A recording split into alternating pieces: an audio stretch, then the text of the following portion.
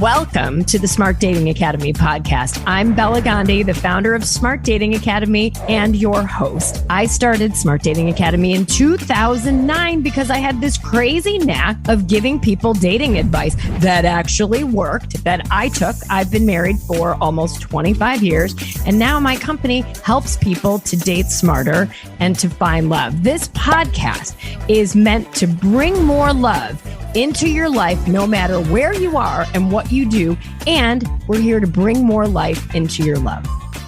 Smart daters, welcome back. I'm so excited for this episode because you know so much of what I love to talk to you about and teach you about and bring guests onto the podcast about is really becoming the best versions of ourselves, right? And I know we talk about that and, oh yeah, of course you want to be the best version of yourself, but really, how do you do that? And today's guest is someone who is helping people to do just that. Her name is Julia Arndt, and she's the founder of the Peak Performance Method, PPM. I'm going to read it, a unique model combining critical productivity, mindfulness, and leadership tools to help forward-thinking people develop their next superpower. Like, how amazing is that? And Julia is originally from Germany. I have a German degree, so I love that. She's lived in 5 countries all over the last 14 years. She was at Google. And now, because of the successful things she launched at Google, she's now successfully on her own. So Julia, welcome to the podcast. Thank you so much for having me, Bella. I'm very, very excited to be here. Awesome. Let's jump right in and tell us, how did you start doing this work? Yeah, I burned out is the short answer in the summer of 2018. And leading up to the burnout, I started to invest more in my personal development. I started listening to podcasts. I started to listen to audiobooks on my commute. And I started to ask myself a lot of big questions. And it was really interesting how then at the same time, I didn't realize that I was kind of exploiting my body and I was very burned out. And so I went on a medical leave for 3 months in order to figure out what am I going to do next, because the work that I was doing at the time didn't really feel fulfilling anymore. And I really wanted to live full time in Lake Tahoe, which in 2018 was not possible. Now everything is more hybrid or fully remote, but at the time it wasn't really that way. And so I really asked myself some really big life questions around what do I want to do. It was really difficult to make the decision to leave Google. And at the same time, I heard this like bigger calling around, I burned out, I felt really lonely in the process. And I wish I would have had the person that I'm trying to represent today for the people that are going through the same things. So I decided to start my own business. I started a podcast in 2019 as well. And that's kind of where it all started. That's amazing. So you were burned out and put together your own protocol for yourself that got you healed, healthy, happy. And so, you've got some great material. So why don't you tell us, specifically, you say that there's 3 simple questions that someone can ask themselves about a situation. And I'm guessing you had a conversation with yourself using these 3 questions. So let's talk about these 3 critical questions to assess what should you be doing with your life. Yeah. There are 3 very simple questions or 3 simple things you can ask yourself if you are finding yourself in a situation where you don't really know what to do next. And the 3 simple questions are: love it, leave it, or change it.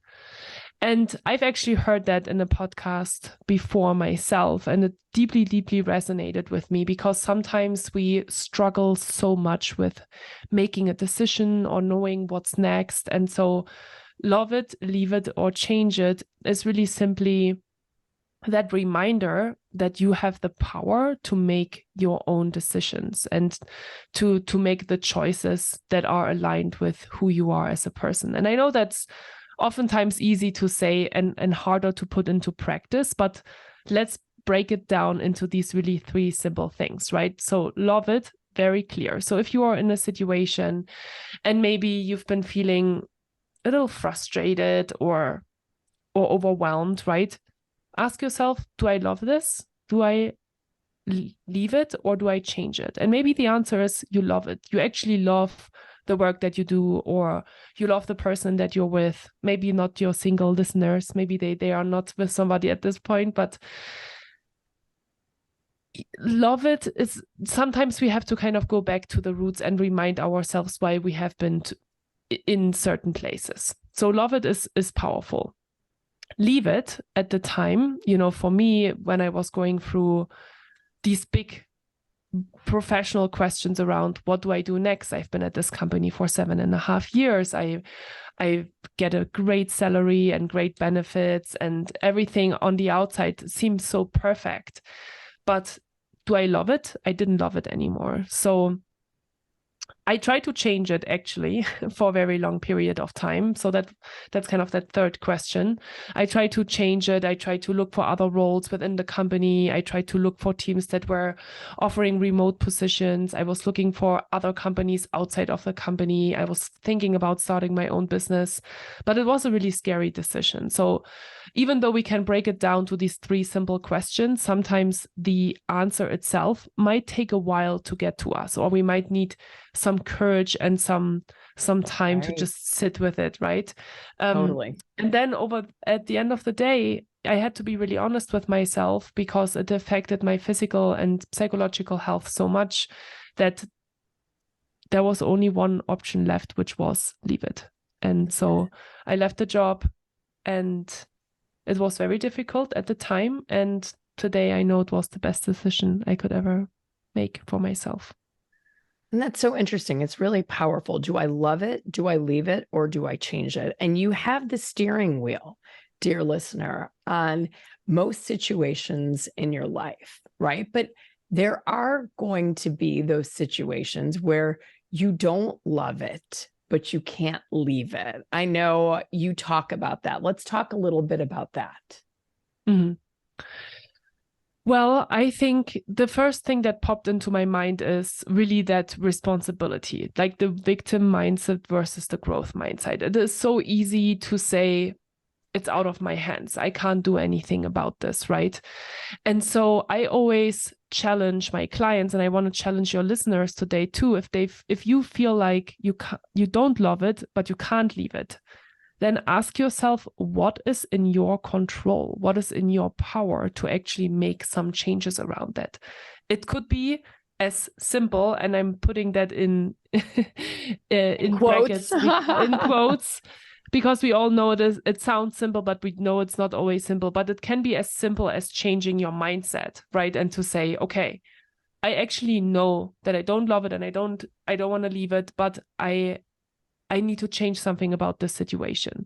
So get the power and the control back, because oftentimes that is what's putting us in the highest stress state, because we're like, oh, I really don't really like this, and we're struggling internally, and we're spending so much energy, we're expending so much energy on just sitting with these big questions in our head. And so changing it is maybe sitting down and asking yourself, okay, what is outside of my control, right? 2 simple journaling questions, but powerful. What is inside of your control and what is outside of your control? Maybe in your control is to let go of talking to 50 different people about how unhappy you are, because imagine and think about how much time it actually takes to talk with all of these different people. And it continues to make you sad, right, if you're rehashing why you're miserable to 50 different people. Right. And it keeps you in that state. It keeps you in that state that you're familiar with, which is why oftentimes we don't change, because we like the familiarity and our brain loves what it's used to. But okay, sometimes we need to sit with that. We can write it down and say, okay, I'm actually consciously making the decision to let that go. And then you can also say to yourself and ask yourself, okay, so what is outside of my control? Maybe outside of your control at the moment is you need that job and there's no other way for you, right? So you accept that is your current environment. Or maybe you're frustrated because your organization just went through another reorg and you've had a new manager again and you need to learn new skills again, right? And maybe all of these things are really frustrating to you. But again, let's focus on the things that are within your sphere of control, because that creates more power for yourself. I love that. I read a book many years ago that, because we're talking about work, that said it's kind of like having a romantic partner. We expect one person to be the end all be all of our happiness, which isn't correct or right, and a stressful way to think about a relationship.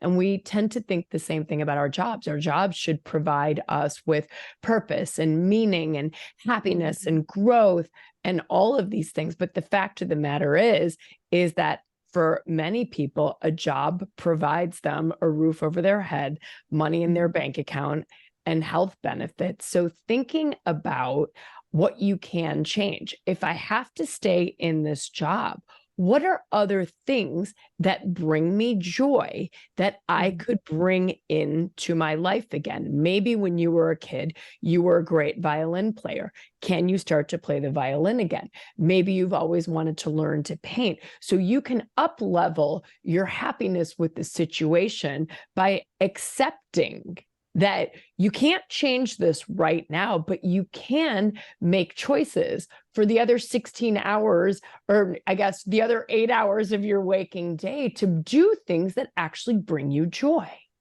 Yeah, I love that. And it can also be within the job. So maybe ask yourself, what do you enjoy most about your job? Like, bring that back into your awareness, because you probably don't hate everything about your job. Maybe you really enjoy the human interaction. So heavily invest in that and create that environment that you want to be in. So yeah, I love both. I love that you can do things outside of your job, but I think it's also important to remind yourself, hey, what are all the good things about this role? What is something that makes me feel really excited? Maybe even there's something that you can take on within the company that then brings more joy to your life. Yeah, exactly. And it's interesting. Julia, last night I had dinner with a friend of mine who's a prominent CEO in Chicago, and we hadn't caught up in a couple of years since COVID. And so when we sat down, I noticed she didn't have a wedding ring on. And so she said, wow, we have a lot to catch up on, that I got divorced during COVID. And she went on to sort of tell me the entire story. But the punchline is she's happier today than she's ever been. And your 3 questions would have been so impactful for her. She knew that her marriage was not going to work out in 2008, but she had a 5-year-old daughter and said, I only know myself as a married person. How would I get out of this? How would I do this on my own? And so she just continued to exist in her marriage until one day enough was enough in 2019. And she said, I'm done. Got a place for him to move into, put the keys in his lap and said, you got to go, and started the divorce proceedings. And so she finally made the decision to change it and to leave it. Has subsequently, her career has blossomed. Her love life has blossomed since then. So sitting down, and I know she would say, God, I wish I would have had the courage to say, I could have had all of this 10 years ago. I wasted all that time. So if you can take something out of this, sometimes leaving it or changing it, my friend, is the hard thing. And it can bring up so much fear of, oh my gosh, what if this is a bad choice? What if, and all the mind monkeys start jumping around. But I want to tell you, if you're in a situation like this, take this to heart. Find the meaning in the mess that's presented to you right now. And if you have the power to change it or to leave it, really think about, my gosh, what could my new life look like? And let that inspire you. Don't sit in fear. Oh, I love that so much. And it's a really powerful self-discovery tool. And I know that you wanted to talk a little bit about self-discovery as well. And what you basically just described is visualization, right? Really connecting with what is actually your dream. I think we don't spend enough time on that anymore, no matter if it is your dream partner. My mom is actually dating at the moment as well. She's 62 years old. She just went through her second divorce and she's been dating for a year. And it's been really interesting to be with her on that journey right from the outside and to kind of give her dating advice and all the different things. And I said to her, Mom, you should sit down and really think about, who do you actually want to attract into your life? What kind of qualities does this person have? And how does he look? And what does he do? And all of these different things. Visualization is important. It's I think it's a little bit a part of manifestation maybe as well, right? But I do this, and again, you can do this in any area of your life. That's why I love this so much. Because sometimes I also talk to people that want a new job, and they want a new job, but they have no idea what they want. And I always say, well, let's close our eyes for a second and just dream about what would be the best case scenario. We know that the best case scenario might not always happen, but we can at least dream about it and work towards that. And yeah, it's a wonderful tool, and I think it's really helpful and powerful for people to sit with that question. I love that. Like, what do I want? What do I want? What does your life look like? Who are you in this new life, right? What do you do on a day-to-day basis? How do you move? How do you feel? Who do you surround yourself with? All of these more specific questions can really help you paint the picture of what that life that you're trying to bring in actually looks like. And how would you suggest, I ask the question all the time, what do you want? Right? People can always readily tell you what they don't want. But what do you want is a scary question, because it makes you get really specific, right? And maybe you haven't sat down because you're constantly, drowning out your inside through social media and TV and Netflix and friends, where you don't actually sit down to reconnect with yourself. So if this resonates with you, I want you to ask yourself, with regards to, maybe it's a relationship, what do I really want? Who do I really want? Maybe it's work. What kind of work do I want to be doing? Maybe it's where you're living. Where would I love to live someday? And sit down and ask yourself, and I don't want you to get into the what I don't want. What do you want, to really kickstart that process of self-discovery? And it's also interesting to observe what resonates with you, or what, if you do spend time on social media, what do you find attractive, no matter if it is the life or the person, right? But I remember when I went through this big self-discovery journey myself, I would say from 2015 to 2018. And of course, it never stops, right? But that was a very big transitional phase for me, because I moved from the corporate world into entrepreneurship. And I was commuting between the Bay Area here in Silicon Valley, San Francisco to Tahoe every single week, because I wanted to be in Lake Tahoe full time. That was my dream. And it started to become more and more apparent that I wanted to be here. I wanted to be in this place. I wanted to call it home. I wanted to spend time outside every single day and be in the forest and be by the lake. And I was mentioning that at the beginning of our podcast today, and I was listening to a German podcast actually, from a spiritual coach. And I started to follow her and her journey. And I was thinking to myself, if I could create the life that I want, I would live in Tahoe full time and run my own coaching business. And here I am 5 years later.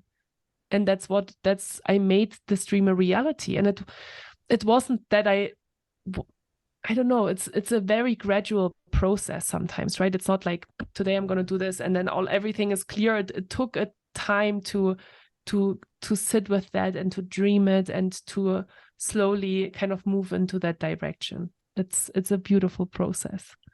I love that. And are there any other prompts or things that you can tell us besides like, what do I want and what do I manifest? What do I see? Are there any other, clear prompts that you have that could really grease the wheels for us to start to self-discover in a more productive way?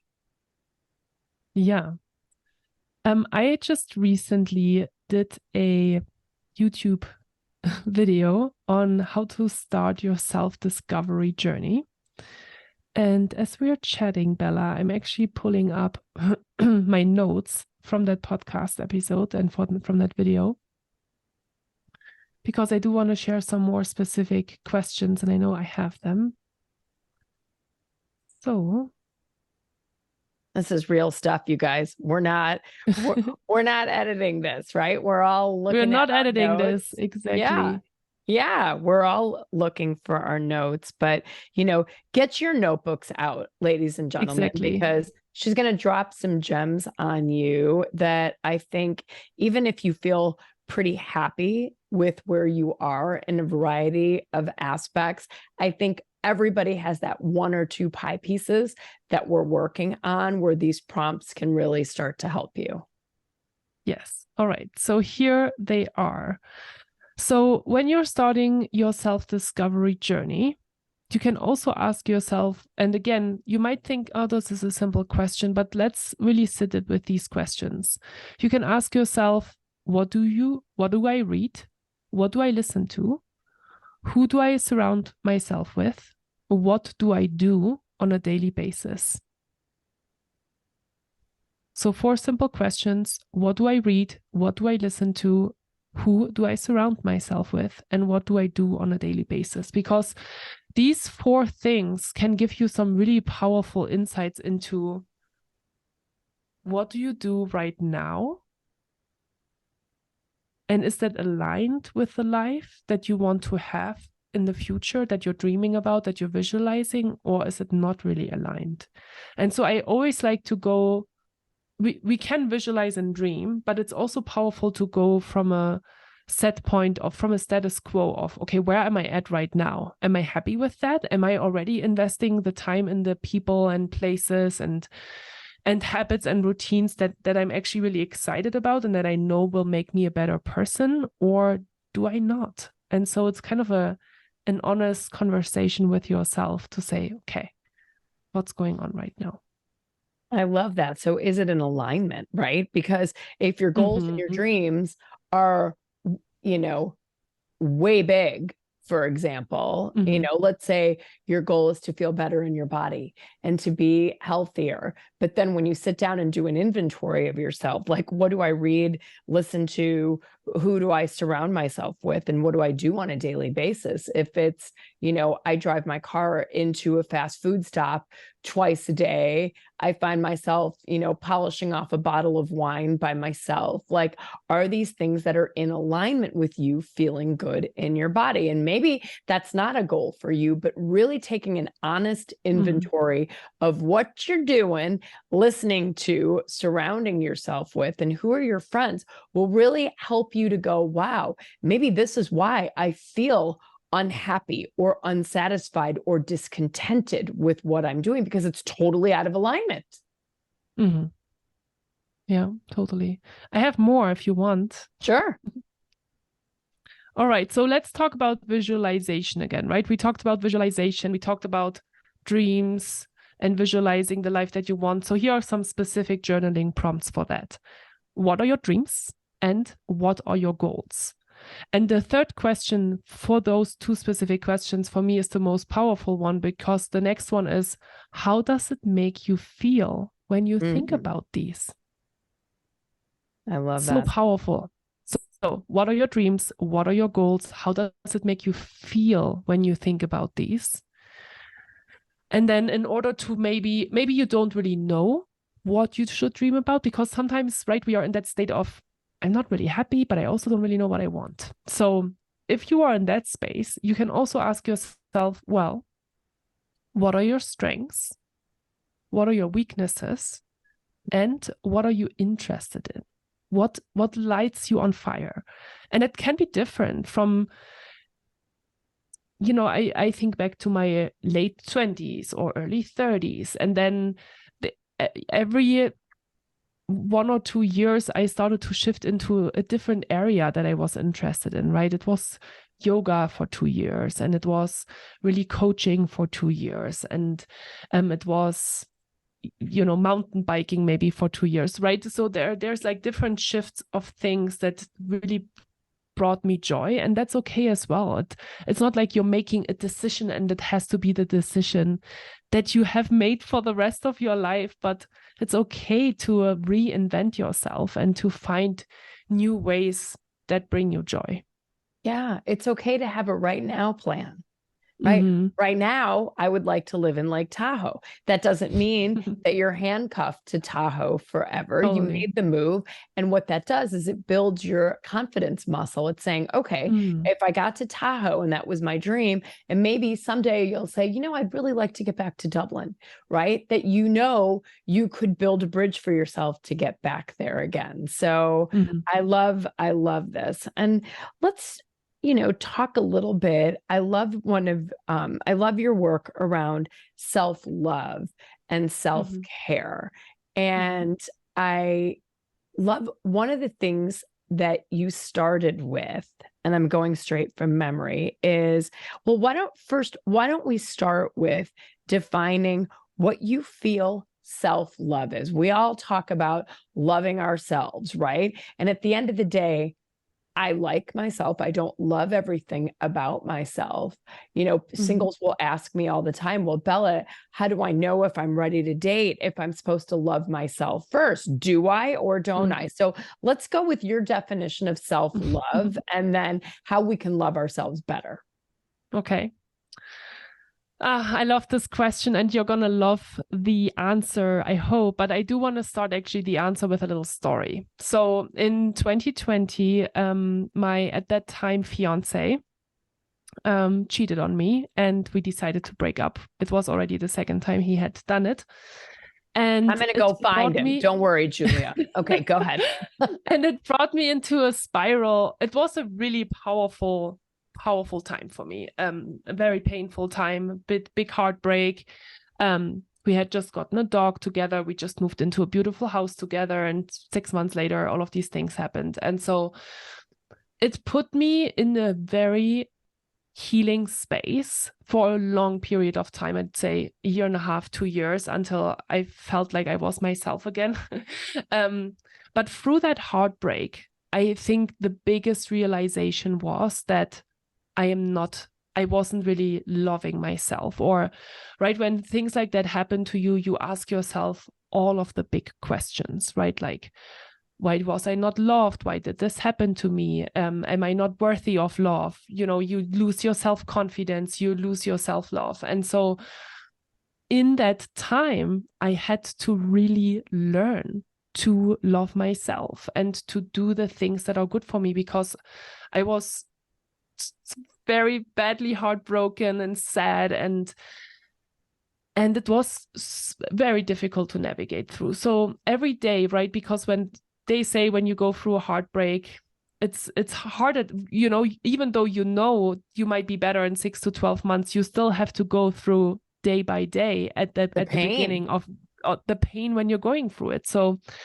every day I woke up and I asked myself the question, what do I need right now to feel just 1% better?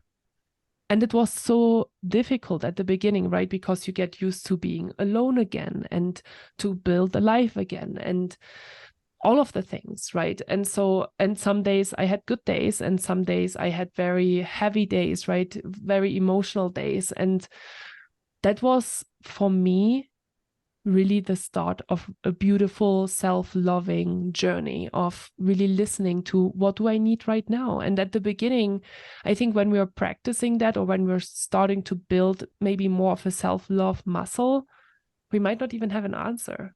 We might not even know what the answer is to what do I need right now, right? Maybe the answer is I need a hug, or maybe the answer is I want to be with this person again. Right. Because it was kind of that safe space, right? Into the comfort space. And so for me, self-love is still very different from self-care, because I think you can do things for yourself, but it might not really translate into loving yourself. And I think for me, self-love goes a lot deeper into how do you talk to yourself? How do you listen to really your needs, right? Like we all know, and I work with a lot of high achievers and peak performers, we can push ourselves hard, right? We are not really honest with ourselves. We push ourselves to work super hard, or we push ourselves to work out super hard, right? And it's not really aligned with what I really my soul kind of needs. And so self-love is a deep practice of listening to your needs and giving yourself what you need first before you're giving it to anyone else. And I truly do believe that the more love you have for yourself, you can love anyone in a way, right? I think you probably talk about this as well, Bella, do you? Yeah, for sure. And sometimes loving yourself is in the way of treatment that you will and won't accept from others again, right? Totally. And having those kind of boundaries where I am better off loving myself and being enveloped in the love of my friends, my family, than to be with a romantic partner who doesn't love me or treat me well. It's better to be without that person. But I know sometimes we get into that state where we get addicted to that kind of love, and we don't even, and because we haven't said, who am I? What does love feel like to me? And we're like a black hole, and this person can do whatever shit they want to do, and we'll take it and we'll take it and we'll take it because we're afraid what happens when that love is gone. But what we start to see when we go through that painful healing process, that wasn't love at all.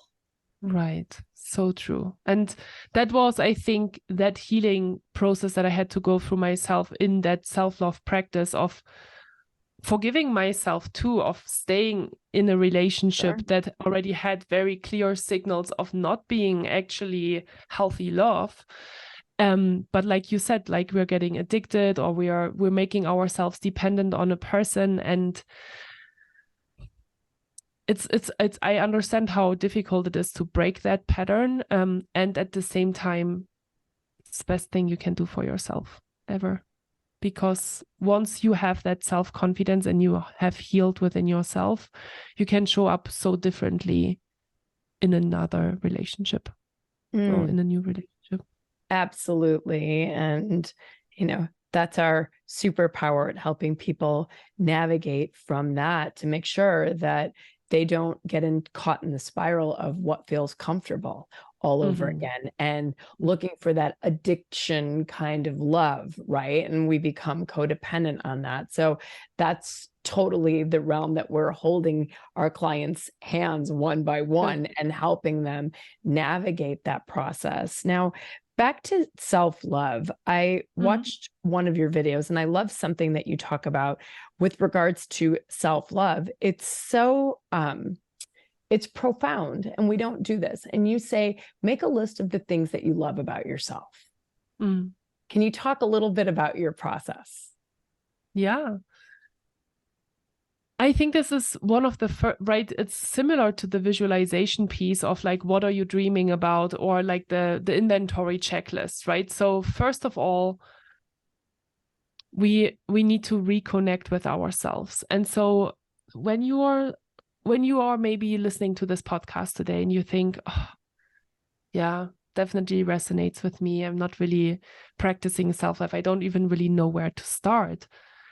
It is a really good place to start with just, well, what do you love about yourself? And maybe what are you unhappy with, right? And trust me, every single person has things that they love about themselves and things that they're not so happy with, right? You can look at the most beautiful supermodel and they will have things they can put in both of these categories. And so first of all, it's a beautiful practice to celebrate yourself a little bit and to sit with that knowledge and that insight. And then it might also be a really good indicator of, okay, what is it that you can still work on, right? So if maybe, for example, something comes up where you're like, oh, I would really like to feel healthier. Well, what is one step in that direction that you can take in order to practice that self-love, right? Because investing in yourself is always, it's so priceless. I just invested in a business coach this summer, and it blew my mind again of, how much when you invest in yourself, you learn about yourself and you grow, and it's all a self-love practice and it's a growth practice. And the more you learn and understand yourself, that's why I love personal development so much. But it's so powerful. I always say to my clients, the most powerful thing you can do is invest in yourself. When you love yourself, you have self-confidence. And when you're self-confident, you can conquer the world, because you don't have to be perfect at anything that you know, right? Or you have to go into the job interview with the perfect answers. But when you are self-confident and you know who you are, and you can also laugh about your imperfections and say, well, maybe I didn't know this answer, or maybe, for me as a German in an English-speaking country, I don't always find the perfect words sometimes, right? But I can laugh about this, and I couldn't always laugh about this. But that confidence makes you attract people. And it's a very, very powerful energy that once you've kind of found the secret and the key to that, it will never go away again. I love that. Yeah, you're so right. You're so right. And you're right. It fuels confidence. So if you first make this list of the things that you love about yourself, okay, so now we're staring at this list. What do we do next?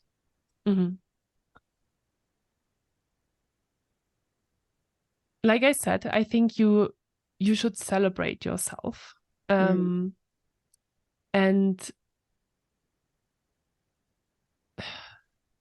I think, honestly, self-love is an ongoing, lifelong journey, and that list might change over time. So now that you have that list in front of you, that is your list. That's your inventory. That's who you are, and maybe you want to put more emphasis on the things that you love about yourself as well, right? So maybe it's like, do something that's good for you. I don't think that there's necessarily like a next action item of like, okay, once I have this list of things, now that there's something specific that I need to do. You can pin it on the wall if you want. You can pin it on your fridge, have it somewhere where you can see that on a regular basis, and where you can celebrate that. I always say this because I know that when you hear these things for the first time, maybe you might think, oh, this sounds kind of silly to put that list on the wall or put it on the fridge, but it has so much power. Like these positive insights and having a more positive outlook on yourself rather than constantly thinking about the bad things, because we all know that we are critical enough and we have enough self-talk, negative self-talk oftentimes about the things that we don't love about ourselves. So why not celebrate the other side and bring that more into our consciousness? Because our brain is wired to think negatively and to have a survival bias. And so your brain will always show you the negative things anyway. So why not train your brain and the muscle, because your brain at the end of the day is a muscle as well, to think more positively. That's right. And I love this. You guys, listen to this. I want you to sit down with paper and pen, and I want you to make a list. Put some good music on. Pour yourself a cup of tea or a glass of wine or whatever is your jam, and sit down and make a list of all of the things that you love about yourself. Okay. And I want you, especially you smart daters or people that are out there in the dating world, really to look at this list, like Julia is saying, on a daily basis, because these are your assets and these are the things that you love about yourself. And if someone doesn't appreciate those and ask you out for another date, who cares? Bless and release them ultimately, because you are a rock star and you've got a whole lot of good stuff going on. And sometimes to flip away from the, oh my gosh, why didn't this person want to see me again? To hell with that. Look back at your list of all of the things that are amazing about yourself and put that love and that self-confidence back in your step, so you have the courage to maybe keep swiping on the apps, creating your dating board of directors, asking people for setups, being engaging with people, looking at people, smiling when you're in airports and wherever you are. But really, and the root of that comes from believing that you are worthy. And you 100% are. So I can't wait to see your lists of what you guys come up with. And certainly send us your lists at Smart Dating Academy. We want to celebrate you. And when I get your lists, I'll share them in my Instagram stories. I want you to really think about the things that you love about yourself. And maybe it's compliments that you get from other people. Like people always tell me I look super chic or whatever that is, and write down the positive attributes and be able to fight the negativity and going to the dark side by looking at that list and keeping it in your handbag, put it on your car dashboard, put it on your bathroom mirror. I don't care, but I want you to look at it every single day. Yeah. That's powerful. Or you can write the list with a lipstick on your mirror. Oh, girl, you are singing. I tell my clients, we have a philosophy called psychotic optimism at Smart Dating Academy. And so one day I was on Instagram Live and I was on fire and I was like, I want you all to be in your most psychotically optimistic state. And our motto is love will come to me. It's a when, it's not an if. Right? It's coming. We just have to believe that it's out there. And I'm like, put a Post-it note on your computer, write it with red lipstick on your mirror. And if you do it, send it to me. People were sending me photos. Love will come to me. It's a when, it's not an if, on their bathroom mirrors. It elated me beyond my short 5'3" stature. It's super powerful. I had an affirmation on my mirror when I was going through my heartbreak. I'm trying to remember what it was. It was something around I'm worthy of love. And it's cool because, again, when you really practice these things and you actually realize how often you go to the bathroom to go pee during the day, especially if you're working from home, you see this every single time. And it is really this like subconscious thing that is starting to trickle into your brain to be like, yeah, I am worthy of love and love will find you. You know, it's just a matter of when it will happen. Absolutely. So, truth be told, I haven't put a list together of the things that I like about myself, and it almost makes me blush as I think about that. But I'm going to do this when I get off this podcast with you while it's in my mind. Okay, I love that. Well, tag us on Instagram story and we'll share it. And hopefully more people will join in. Absolutely. I love that. I love that idea. And, Julia, any other gems that you want to drop on the Smart Dating Academy audience? Well, I think one last thing that's been a little bit on my mind is one thing around self-confidence, which is oftentimes, especially when we are feeling stressed, no matter where the stress comes from, if it is from work or from not feeling super worthy or from going on dates and not really finding the right partner, and that puts you in this kind of negative self-talk spiral, we experience higher levels of stress. And, stress is kind of my jam and stress is like my passion. I love to talk about it and I'm very passionate about the neuroscience of it all. And one of the biggest realizations that I've had with myself, and then of course with a lot of people that I've worked with, is that the higher stress levels we have, the more in a stress state we are, the more we look to our external world to validate us and to recognize us and to make us feel better. And it goes back to everything that we talked about today, Bella, but I do want to make this very, very clear that it is normal that we do that, unfortunately, that we do kind of start to look at the external world to validate us, no matter if it is our partner or our family or our manager or our friends. And so you have the power, and it goes back, this is kind of closing the circle today. It's going back to having a growth mindset and reminding yourself that you have the power to take that power back by simply creating awareness that, oh, this is what's happening right now. I am actually looking everywhere but inside of me to get love. Why do you do that? Because once you love yourself, that confidence, that it will speak volumes for itself, and then it's such a much more powerful space to visualize from, to manifest from, to dream from, right? So if you find yourself in that state, if you do feel like, oh yeah, I'm doing that right now, here's your powerful reminder that create awareness around that, stop that behavior, bring it back to yourself, write a list of the things that you love about yourself, pin it on your mirror, and then practice that. Because the more you can stand in your own power, the more other people will see that within you as well.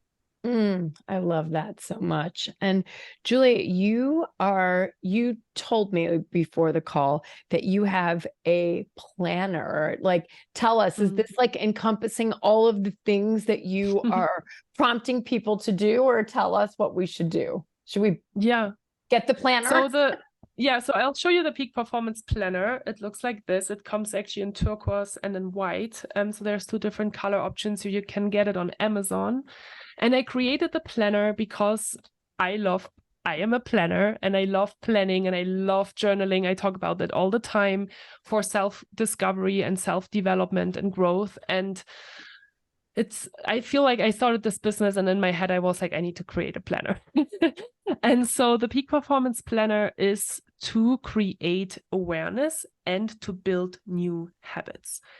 It is centered, and this is not really focused on work as such. It's really more about yourself, about where you're at, who you are, and what you're currently doing on a day-to-day basis that makes you happy, and what maybe leads to you not being so happy. So there's actually, it's with journaling prompts. So there is a daily, weekly, and monthly reflection. There are reflection pages. So I can show it to you, Bella, because I know that you said that you were curious about it too. So there's the daily planner. Looks like this. Okay, guys, for those of you listening to this in your car, there's lots of words in this planner and lots of blank spaces for you to write things down, which looks really amazing. And I need to get better at journaling. I'm really good when I journal. So your planner looks like something I'm going to invest in. Yeah. And so it has the daily planner. It has always journaling prompts for the morning and then for the evening. And then for the week, it's the same idea where you reflect the whole week and then you plan for the week. And then we have the same for the month as well. And one of the most powerful things I've done in my life in this self-discovery journey was to journal. Because I think when you really reflect on yourself and you sit with these questions, you don't just listen to a podcast, which is great. That's the first step. But then you get these prompts that we shared with you today. And then you really sit down and you take 5 to 10 minutes and you invest that time in yourself. You practice that self-love in a way, right? Because those insights will really help you to decide on what is the next step. And I love kind of building these muscles and this awareness, because that action will help you to become a better person. I love that. And is it a year planner or a month? What is 6 it? months. 6 months. Okay. Yeah, 6 months. All right, you guys, I'll put a link to the Peak Performance Planner in the show notes, and we can, get to our peak performance and support Julia and her planners. So Julia, you've been amazing. I'm so glad we're connected. I consider you a new friend, and I hope to see you when you're in Chicago. Yeah, I would love that. Let's make it happen. All right. Well, thank you again. And smart daters, for those of you who have been immersed in this episode, can I love it, leave it, or change it? Right? If you're not in love with your dating life, if you have nothing to leave because you're sitting out there single and you want to change something, think about what you can do this week to change something in your dating life, to change yourself for the better, right? And to know that you have the power inside of you to take your power back, like we talked about today. So with that, I bid you farewell until next week. Have a beautiful week filled with psychotic optimism and extra points. If you write "love will come to me," it's a when, not an if, and lipstick on your mirror, send it and I will share it all over the planet. All right. Talk to you all later. See ya.